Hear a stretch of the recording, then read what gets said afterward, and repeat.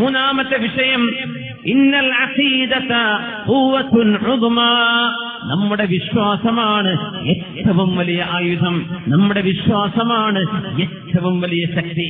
വിശ്വാസമാണ്, ഈമാനാണ് ഏറ്റവും വലിയ ശക്തി. തൗഹീദ് കി അമാനത് സീനോ മേ ഹേ ഹമാരേ, ആസാൻ നഹീ മിറ്റാനാ നാമോ നിശാൻ ഹമാരാ.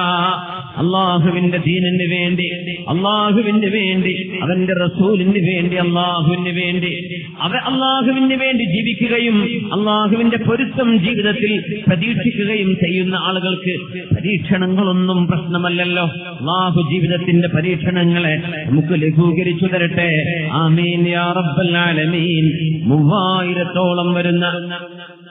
3000-ഓളം വരുന്ന സൈന്യവുമായി മഹാനായ ഖാലിദ് ഇബ്നുൽ വലീദ് റളിയല്ലാഹു തആല അൻഹു 2 ലക്ഷത്തോളം വരുന്ന യൂറോപ്യന്മാരുമായി പടപൊരുതാൻ പോയ നേരം മഹാനായ ഖാലിദ് ഇബ്നുൽ വലീദ് റളിയല്ലാഹു തആല അൻഹു 3000 മുസ്ലിമീങ്ങളാണ് കൂടെയുള്ളത്.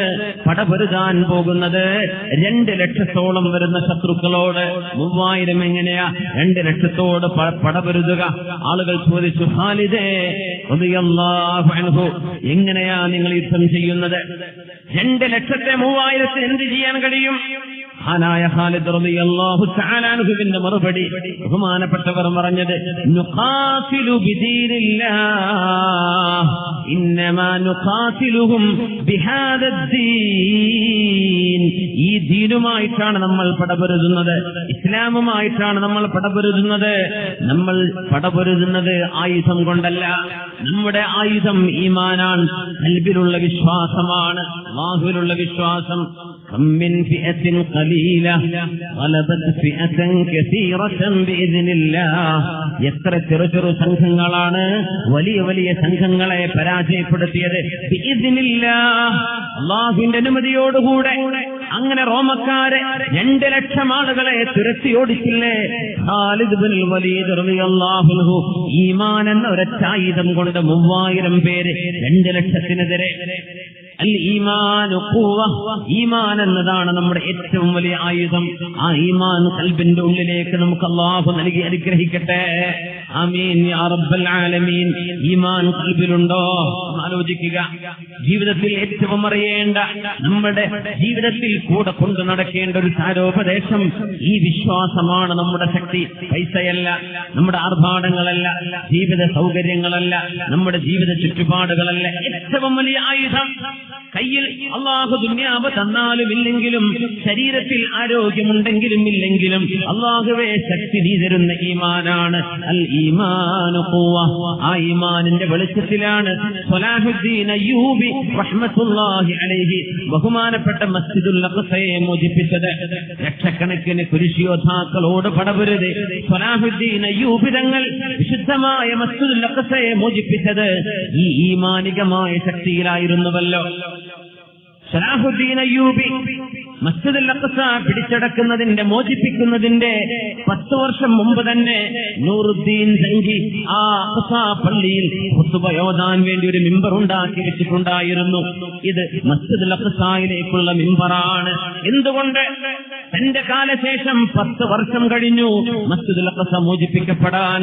അഖ്സ പള്ളി അള്ളാഹു മോചിപ്പിക്കുമെന്നും, അള്ളാഹുവിന് വേണ്ടി സുജൂദ് ചെയ്യുന്ന ഒരു ഭവനം പോലും എവിടെയും പൂട്ടിക്കിടക്കരുത് എന്ന ന്യായമായും ഒരു സത്യവിശ്വാസിയുടെ ആഗ്രഹം മനസ്സിലേക്ക് നടന്ന നൂറുദ്ദീൻ സംഘി എന്ന ഭരണാധികാരി 10 വർഷം മുമ്പ് ചെയ്തു വെച്ച ആ മിമ്പറാണ് സ്വലാഹുദ്ദീൻ അയ്യൂബി റഹ്മത്തുള്ളാഹി അലൈഹി അഖ്സയുടെ മോചനത്തിന് ശേഷം ആ മിമ്പറാണ് പള്ളിയിൽ കൊണ്ടുവന്ന് എടുത്തു വെക്കുന്നത്, മസ്ജിദുൽ അഖ്സയിൽ സ്ഥാപിക്കുന്നത്. അള്ളാഹുവിലുള്ള അദമ്യമായ വിശ്വാസത്തിന്റെ പേരിൽ അവർക്ക് കാര്യങ്ങളെ കാലേ കൂട്ടി നോക്കിക്കാണാൻ കഴിഞ്ഞു, പ്ലാൻ ചെയ്യാൻ വേണ്ടി കഴിഞ്ഞു. ഒരു മഹല്ലത്തിൽ ഒരു നന്മ നടപ്പാക്കുമ്പോ, ഒരു സംഭവം നടപ്പാക്കുമ്പോ ഈമാനിന്റെ വെളിച്ചത്തിലും ഈമാനിന്റെ ശക്തിയിലും നമ്മൾ നിന്നു കഴിഞ്ഞാൽ തീർച്ചയായും അല്ലാഹു അത് വിജയത്തിലേക്ക് എത്തിക്കുക തന്നെ ചെയ്യും. ഇതൊരു സത്യവിശ്വാസിയുടെ വിശ്വാസമാണ്. അല്ലാഹു ആ ഒരു അമൽ അല്ലാഹുവിന്റെ ഖളായിലും അവന്റെ തീരുമാനത്തിലും നമുക്ക് തരുന്ന ഒരു പ്രതീക്ഷ ഖിയാമത്ത് നാൾ വരെ നഷ്ടപ്പെടാതെ അല്ലാഹു നമുക്ക് നൽകി അനുഗ്രഹിക്കട്ടെ. അലബ് അർസലാൻ എന്ന് പറയുന്ന യോദ്ധാവ് മുസ്ലിമീങ്ങളുടെ നേതാവായിരുന്ന ഖുറാസാനിന്റെ ഭരണാധികാരിയായിരുന്ന അലബ് അർസലാൻ, അദ്ദേഹം ഒരു യുദ്ധം കഴിഞ്ഞ് മടങ്ങി വരുന്നു. അപ്പോഴാണ് ഖുറാസാനിലേക്ക് കടക്കുന്നതിന്റെ മുമ്പ് മുസ്ലിം രാജ്യങ്ങളിലേക്ക് 6 ലക്ഷം ആളുകളെയുമായി 6 ലക്ഷം യോദ്ധാക്കളെയുമായി റോമക്കാർ സൈന്യവുമായി ഇരച്ചു കയറുന്നത്. നമുക്കറിയാം, ഇന്നത്തെ പലസ്തീൻ, സിറിയ, ജോർദാൻ, ലെബനോൻ കിടക്കുന്ന പ്രദേശങ്ങൾ ഒരുപാട് യുദ്ധങ്ങൾക്ക് സാക്ഷ്യം വഹിച്ച മേഖലയാണ്. 6 ലക്ഷം സൈന്യത്തോടുകൂടെ യൂറോപ്യന്മാർ ഷാമിലേക്ക് കടക്കുന്ന വിവരമറിയുന്നു മഹാനായ അലബ് അർസലാൻ റഹ്മത്തുള്ളാഹി അലൈഹി. ബഹുമാനപ്പെട്ടവർ ഒരു യുദ്ധം കഴിഞ്ഞ് തിരിച്ചു വരികയാണ്. കൂടെയുള്ളത് 15,000 ആളുകൾ. 15,000 ആളുകൾക്ക് പടപൊരുതാനുള്ളത് 6 ലക്ഷം ആളുകളോട് എന്ന് പറഞ്ഞാൽ ഒരാൾക്ക് 40 ആള് വീതം. 15,000-ൽ ഓരോരുത്തരും 40 ശത്രുക്കൾ നേരിട്ടെങ്കിലേ ഇവിടെ പടപൊരുതാൻ കഴിയൂ. 6 ലക്ഷം ആളുകളോട് 15,000 പടപൊരുതാൻ പോകുമ്പോ മഹാനായ അലബ് അർസലാൻ റഹ്മത്തുള്ളാഹി അലൈഹി പറഞ്ഞു, ഇസ്ലാം പ്രതിസന്ധിയിലാണ് സത്യവിശ്വാസികളെ, ഇസ്ലാം പ്രതിസന്ധിയിലാണിപ്പോ. നമ്മളല്ലാതെ ഇനി അള്ളാഹുവിന്റെ മലക്കുകൾ വന്ന് ഈ ദീനിനെ സംരക്ഷിക്കുമെന്ന് തോന്നുന്നുണ്ടോ? നമ്മളെയാണ് അള്ളാഹു ഏൽപ്പിച്ചത്. നമ്മൾ ഇറങ്ങണം. വാ ഇസ്ലാമാ, വാ ഇസ്ലാമാ. മഹാനവറുകൾ വിളിച്ചു പറയുകയാണ്, എന്റെ ഇസ്ലാം, എന്റെ ഇസ്ലാം, എന്റെ ഇസ്ലാം. അതിന്റെ സംരക്ഷണത്തിന് ഞാൻ ഒരുക്കമാണ്. എന്ത് ചെയ്തെന്നറിയോ? നേരെ കുളിപ്പുരയിലേക്ക് പോവുകയും കുളിക്കുന്നു മഹാനായ അലബ് അർസലാൻ. കുളിച്ചിട്ട് ഹാനൂത്ത് പുരട്ടുന്നു. നമുക്കറിയാം, മയ്യത്തിന്റെ കഫംപുടയിലാണ് ഹാനൂത്ത് നമ്മൾ ഉപയോഗിക്കുന്ന സുഗന്ധം വരാൻ. ഹാനൂത്ത് കർപ്പൂരകം. ആ കർപ്പൂരകം കഫൻപുടയിൽ പുരട്ടുകയും കഫൻപുട 3 വസ്ത്രമായി ശരീരത്തിൽ ചുറ്റുകയും തലഭാഗം മാത്രം ഒഴിച്ചിടുകയും കൈകാലുകൾ ഉപയോഗിക്കാൻ മാത്രം ദ്വാരമുണ്ടാക്കുകയും ശരീരമാസകലം കുളിച്ച് കർപ്പൂരകം തേച്ച് വസ്ത്രം ധരിച്ച് കഫൻപുട ധരിച്ച് ബഹുമാനപ്പെട്ടവർ പുറത്തു വന്നുകൊണ്ട് പറഞ്ഞു, മുസ്ലിമേ, അള്ളാഹുവിന്റെ മുമ്പിലേക്ക് പോവാൻ ഒരുക്കമായിക്കോ. ഇസ്ലാം സംരക്ഷിക്കപ്പെടേണ്ടതുണ്ട്. നമ്മൾ എത്ര ജീവൻ നൽകിയാലും ശരി, അള്ളാഹുവിന്റെ ദീൻ ഇവിടെ സംരക്ഷിക്കപ്പെടേണ്ടതുണ്ട്. ഞാൻ പോവുകയാണ്. കഫംപുട പുരട്ടി കഫംപുട ധരിച്ചിരിക്കുന്നു യോദ്ധാവ്. ആര്? നേതാവ് അലബ് അർസലാൻ റഹ്മത്തുള്ളാഹി അലൈഹി. ആകാശലോകം വിളിച്ചു പറയുന്ന പോലെ ഭൂമിയിൽ 15,000 ആളുകൾ കഫംപുട ധരിച്ച് നടന്ന ഒരു യുദ്ധമാണത്. കഫംപുട പുതച്ചുകൊണ്ട് 15,000 ആളുകൾ ഒരു യുദ്ധക്കളത്തിൽ കഫൻപുട പുതച്ചിറങ്ങിയാൽ അത് ഈമാനിന്റെ ധൈര്യമല്ലേ? ഞങ്ങൾ ഇവിടെ തീർന്നു, ഞങ്ങൾ ആഖിറത്തിലേക്ക് ഒരുങ്ങുകയാണെന്ന വലിയൊരു വിശ്വാസം പ്രകടിപ്പിച്ച ആ ഒരു ആശയത്തിലേക്ക് തന്റെ അനുയായികളെ കൊണ്ടുവന്ന മഹാനായ അലബ് അർസലാൻ റഹ്മത്തുള്ളാഹി അലൈഹി 15,000 ആളുകൾ കുളിച്ച് കഫംപുട ധരിച്ചുകൊണ്ടാണ് 6 ലക്ഷത്തിനെതിരെ പടപൊരുതിയത്.